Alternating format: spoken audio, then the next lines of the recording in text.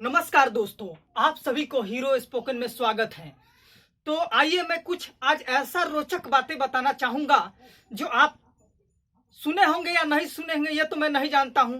यदि कोई टीचर ने आपको बताया होगा तो आप जरूर सुने होंगे। अगर नहीं बताया होगा तो जरा दिल थाम लीजिएगा, क्योंकि हो सके कहीं धक्का न लगे। हर वक्त हर समय आप यही पढ़ते आए हैं कि टेंस 3 प्रकार के होते हैं। आज हम लोग पढ़ने जा रहे हैं concept of time and tense. Concept of time and tense, इस चीज के बारे में आज हम लोग पढ़ेंगे। तो हर समय हम लोग यही पढ़ते आए हैं, हम लोग का पापा या दादा, दादा के दादा यही पढ़ते आए हैं कि टेंस 3 प्रकार के होते हैं। जी हाँ, यही पढ़ते आए हैं। लेकिन आज हम लोग इसका डीपली अध्ययन करेंगे और मैं वैसा कुछ बात बताना चाहूंगा कि हो सके आप अपने जीवन में ऐसा बात न सुने हो, या ये भी लगेगा ये कैसा टीचर है, कहीं ये पागल तो नहीं हो गया है कि ऐसा बात बता रहा है कि जो टेंस इंग्लिश में होते हैं वो सिर्फ 2 ही होते हैं। जी हाँ, हिंदी में आपका जो टेंस होता है वो 3 होता है, भविष्य काल होते हैं, लेकिन इंग्लिश में नहीं होते हैं। मात्र टेंस 2 ही होते हैं। 2 भेद होता है टेंस का। कौन कौन? प्रेजेंट टेंस और पास्ट टेंस। फ्यूचर टेंस में नहीं आता है। तो आइए उसी के बारे में आज हम लोग डिटेल में सीखेंगे और चर्चा करेंगे इस पे। तो आते हैं, हम आप लोग चलते हैं यहाँ। Concept of time and tense, यहाँ पे ध्यान दीजिएगा। तो पहले हम लोग पढ़ेंगे difference between time and tense, मतलब कि टाइम में और टेंस में क्या अंतर है। इस बातों को हम लोग पहले समझने की कोशिश करेंगे यहाँ से। तो आते हैं टेंस। यहाँ से हम लोग टेंस के बारे में हम लोग कुछ 6 पॉइंट बातें, मुख्य बातों पे हम लोग ध्यान देंगे। तो पहला 1 नंबर पे हम लोग को ध्यान देने वाली बात यह है कि टाइम नॉन ग्रामेटिकल चीज है, मतलब कि टाइम का कनेक्शन कोई ग्रामर से नहीं होता है। क्यों? क्योंकि टाइम पहले भी चलते आता था। तो इसके नीचे हम लोग चलेंगे। इसका कंसेप्ट व्याकरण या भाषा से स्वतंत्र है, मतलब इसका कंसेप्ट पे व्याकरण या भाषा का कोई जोड़ या जबरदस्ती या दबाव नहीं होता है, यह स्वतंत्र है। उसके बाद 3 नंबर में आते हैं। टाइम को मानव तब भी महसूस करते थे जब वे कोई भाषा नहीं जानते थे। टाइम को मानव तब भी महसूस करते थे जब वे कोई भाषा नहीं जानते थे। अब आते हैं 4 नंबर पे। पूरे विश्व संसार में समय को वर्तमान, भूत और भविष्य से निर्देशित किया जाता है। यह ध्यान देने वाली बात है। पूरे विश्व में, संसार में समय को वर्तमान, भूत और भविष्य से निर्देशित किया जाता है। 5वें नंबर पर ध्यान देंगे। टाइम का कंसेप्ट सभी जगह, मतलब पूरे विश्व में एक ही है। क्यों? क्योंकि सारे विश्व में, पूरे देश में, पूरे विश्व भर में, संसार भर में हर जगह सूर्य उगता है और सूर्य डूबता है, फिर सूर्य उगता है, फिर सूर्य डूबता है। मतलब हर जगह प्रेजेंट समय आता है और पास्ट समय आता है और भविष्य समय आता है। तो यहाँ पे ध्यान है, टाइम का प्रयोग सामान्य अर्थ में होता है, कोई विशेष अर्थ में नहीं होता है। ठीक है, तो ये हम लोग समझे हैं टाइम का कंसेप्ट, मतलब पूरे विश्व भर कहीं भी, दुनिया का किसी भी देश में टाइम का कंसेप्ट एक ही होता है। वर्तमान, आज जो है मान लीजिए वर्तमान है, जो बीत गया वो कल, वो भूत हो गया, और जो आने वाला जो समय है वो आपका फ्यूचर समय हो गया। तो समय को 3 श्रेणी में बांटा गया है, कैटेगरी में बांटा गया है। प्रेजेंट टाइम, पास्ट टाइम और future time.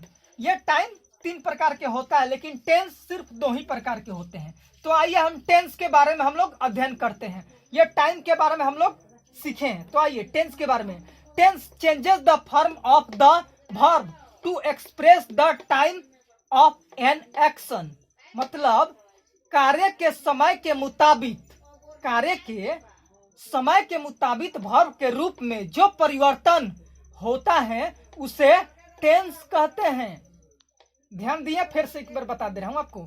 Tense changes the form of the verb to express the time of an action, माने कार्य के समय के मुताबिक वर्ब के रूप में जो परिवर्तन होता है उसे ही हम टेंस कहते हैं। नीचे आइए, नंबर 1 में हम लोग डिफरेंस जानेंगे। टेंस ग्रामेटिकली चीज है, मतलब कि टेंस ग्रामर से बंधा हुआ चीज है, इससे इधर उधर करता है तो क्या होगा, वो रॉन्ग हो जाएगा सेंटेंस। तो ठीक है, टेंस को उसके अंदर ही चलना पड़ता है, इसलिए टेंस ग्रामेटिकली चीज है। उसके बाद टेंस क्रिया या वर्ब के रूपों के अध्ययन है। टेंस क्या है, क्रिया के रूपों के अध्ययन को ही हम लोग क्या कहते हैं, टेंस कहते हैं। ठीक है, उसके बाद 3 नंबर पे टेंस यूनिवर्सल कॉन्सेप्ट नहीं है। टेंस मतलब यूनिवर्सल कॉन्सेप्ट इसलिए नहीं है, ये बताना चाहूंगा कि हर भाषा में टेंस का अलग अलग रूप होता है। यही देख लीजिए, इंग्लिश में जो टेंस का रूप होता है मात्र 2 होता है, और हिंदी में क्या हो जाता है, 3 होता है। तो आइए, इसी तरह हर भाषा में टेंस का अलग अलग रूप होता है, इसीलिए टेंस यूनिवर्सल कॉन्सेप्ट में नहीं आता है। फिर जबकि टाइम यूनिवर्सल कॉन्सेप्ट में आता है, क्योंकि टाइम चाहे वर्ल्ड के किसी कोना में जाइए, सब कोना में प्रेजेंट टाइम होता है, पास्ट टाइम होता है और फ्यूचर टाइम होता है, टाइम सेम। ओके, लेकिन ये आपका जो टेंस होता है ये सेम नहीं होता है, हर भाषा में बदलता रहता है। ठीक है, आइए अब चलते हैं चौथी नंबर पे। टेंस भाषा से स्वतंत्र नहीं है, मतलब टेंस भाषा से बंधा हुआ है, उसी का अंदर में उसे चलना है। अब आते हैं, टेंस का प्रयोग टाइम बताने के लिए होता है। टेंस का प्रयोग टाइम बताने के लिए होता है। अब आते हैं 6 नंबर पे, टेंस वर्ब का रूप है जो समय बताता है। ऐसा भी कह सकते हैं, टेंस क्या है, इतने स्टाइल से आप टेंस के बारे में बता सकते हैं। टेंस वर्ब का रूप है जो समय बताता है। अब आइए 7 नंबर पे, टेंस का रूप तथा विवेचन प्रत्येक भाषा में भिन्न भिन्न होते हैं। जी हाँ, सभी भाषा में टेंस अलग अलग होते हैं, उसका अर्थ के आधार पर ही वे अलग अलग वो अपना अर्थ भी देते हैं। तो आइए 8 नंबर पे जरा ऊपर हम लोग चलते हैं। कह रहा है, जरा ध्यान से इसको ध्यान दीजिएगा, किसी भी वर्ब का फ्यूचर टेंस नहीं होता है। किसी भी, जान लीजिए, आप नहीं जानते होंगे तो जरा ध्यान दीजिए, या अपने मास्टर या टीचर से भी पूछ लीजिएगा। हाँ, लेकिन मास्टर आपका डीपली अध्ययन किए होंगे, जानते होंगे, तभी ये बताएंगे कि ये बात सही है, नहीं तो गलती काटने लगेंगे। तो सोच लीजिए कि वो कितने अध्ययन किए हुए। किसी भी वर्ब का फ्यूचर टेंस नहीं होता है। तो आइए एग्जाम्पल देकर मैं आपको समझाता हूं। जैसे में आइए लेते हैं, ईट को ही हम ले लेते हैं। ईट, फर्स्ट इसका रूप ईट, एट, ईटेन, ईटिंग, ईट्स। जैसे कि हम लोग जानते हैं कि 5 वर्ब इसका रूप है, फॉर्म्स है, ईट, एट, ईटिंग, ईट, एट, ईटेन, ईटिंग, ईट्स। अगर यहाँ पे गो रखेंगे तो गो, गो, वेंट, गॉन, गोइंग, गोज, ऐसे हो जाता है, ऐसे सब का बदलता है। लेकिन ये ध्यान दीजिएगा, ईट, एट, ईटेन, ईटिंग, ईट्स, इसमें कोई रूप वर्ब का फ्यूचर टेंस का नहीं है। ये ध्यान रखिएगा, इसमें कोई रूप वर्ब का है नहीं है। यहाँ ईट जो प्रेजेंट में, इसमें और देखिए पास्ट में जा रहा है, ये रहा रही में आ जा रहा है, ये ताहे तीह में ही आता है, प्रेजेंट में ही आपका आता है। ठीक है, तो इसलिए कहीं फ्यूचर का आपका फॉर्म रूप देख रहा है, नहीं है, फ्यूचर का कहीं रूप ही नहीं है। तब आइए, तो आप सोचेंगे कि इसमें सेल लगा देंगे तो हो जाएगा, उसके बारे में मैं नीचे बताऊंगा डिटेल में। इसमें कोई रूप वर्ब का फ्यूचर टेंस का नहीं है, इसलिए टेंस 2 ही प्रकार के होते हैं। आइए नीचे देखते हैं, इंग्लिश ग्रामर में फ्यूचर टेंस नहीं होता है। जान लीजिए, इंग्लिश ग्रामर में फ्यूचर टेंस नहीं होता है, सिर्फ प्रेजेंट टेंस तथा पास्ट टेंस ही होता है। अब आइए नीचे आते हैं 10 नंबर पे, फ्यूचर टेंस नहीं होता है। क्यों नहीं होता है, तो उसके बारे में जानिए। क्योंकि वर्ब का कोई फ्यूचर रूप नहीं होता है। क्योंकि वर्ब का कोई फ्यूचर रूप ही नहीं होता तो टेंस कहां से होगा। क्योंकि जैसे कि आप जानते हैं, वर्ब के रूपों के अध्ययन ही टेंस कहलाता है। वर्ब के रूपों के अध्ययन ही क्या कहलाता है, टेंस कहलाता है। तो फ्यूचर का तो कोई, क्योंकि वर्ब का तो कोई फ्यूचर रूप ही नहीं होता है, तो टेंस कैसे हो सकता है फ्यूचर। इसलिए यहाँ पे आइए, सेल विल, तो अब आप कहेंगे कि इसमें सेल या विल लगाकर हम लोग फ्यूचर बना लेंगे, तब उसके बारे में जानिए।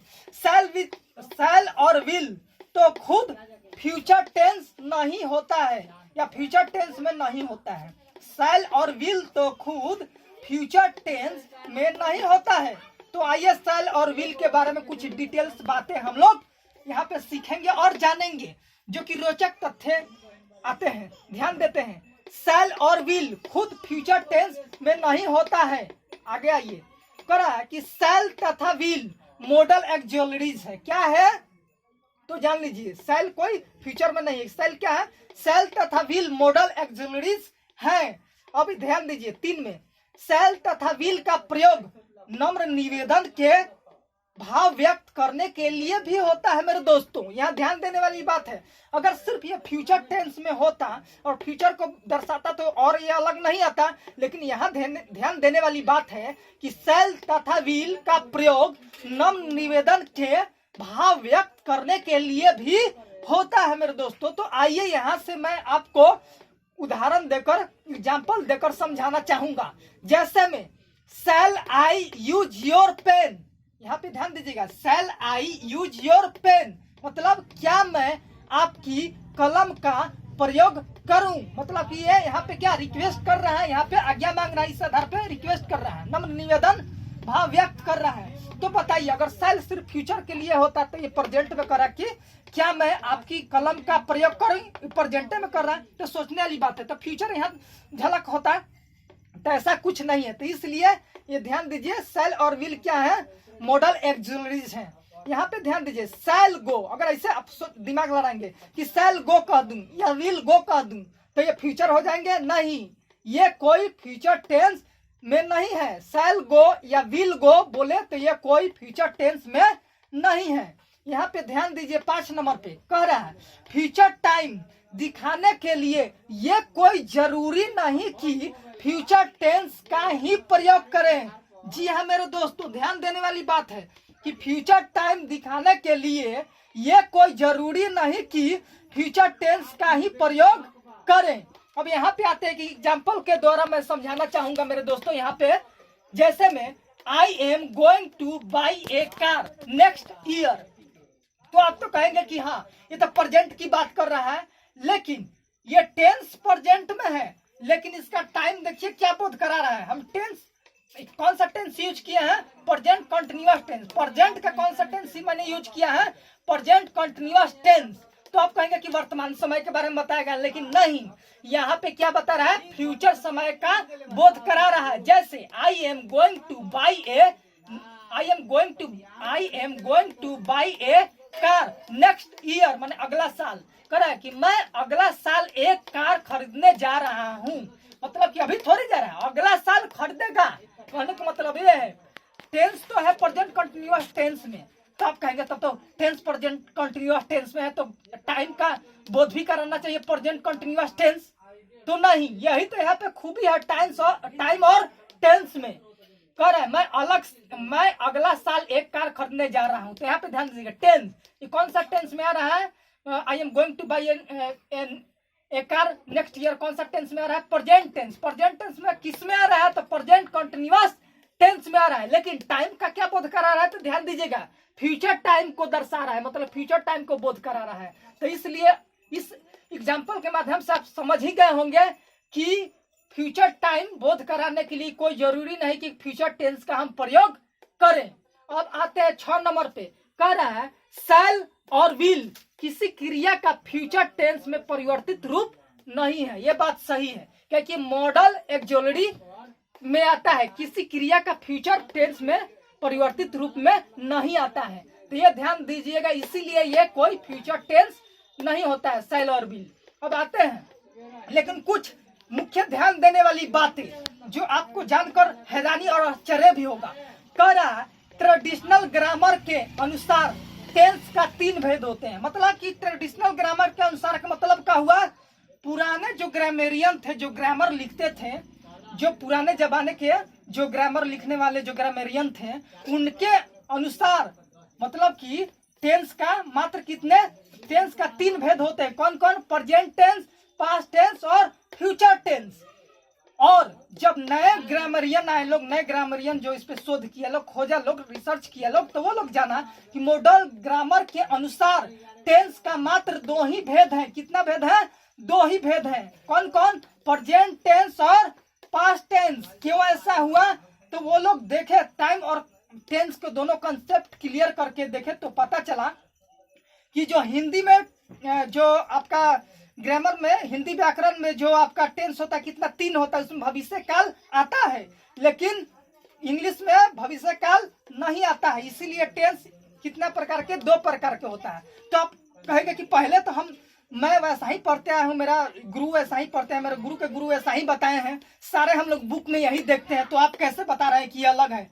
नहीं, आप थोड़ा डीपली जाइए, हर बुक में दिया है टाइम और टेंस जो कंसेप्ट पढ़िएगा, कोई ग्रामर उठा के देखिए, सब में इस चीजों को ये दिया हुआ, बशर्ते आपको ध्यान से पढ़ने की जरूरत है मेरे दोस्तों।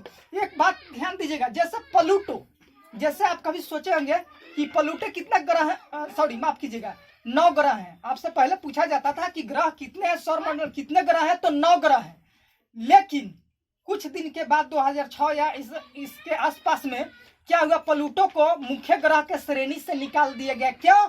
क्योंकि कुछ वैसे शर्तें जो ग्रह के शर्तों से इनका प्लूटो ग्रह का शर्त कट रहा था, इनका जो कक्षा था वृत्ताकार नहीं था, और वो दूसरे के कक्षा में थोड़ा सा वो क्या भाग ले लेता था, जिसके कारण उसको प्लूटो को मुख्य ग्रह के श्रेणी से निकाल दिया गया। तो अब पूछा जाता है कि ग्रह कितने हैं, तो लोग कितने बताते हैं? 8।